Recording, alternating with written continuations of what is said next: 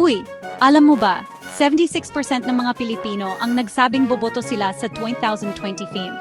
Bakit kaya? Kasi bawat boto may kapangyarihang baguhin ang ating kinabukasan. Ang pagpili ng tamang leader, hindi lang basta pag-check sa isang kahon. Tungkol ito sa pagsiguro ng mas magandang bukas para sa ating lahat. Kilalanin nating mabuti ang mga kandidato. Tingnan natin ang kanilang nagawa at ang kanilang mga plano.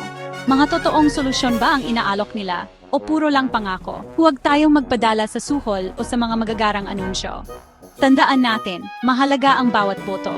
Ang ating pipiliin ang magdidikta ng direksyon ng ating bansa sa mga susunod na taon.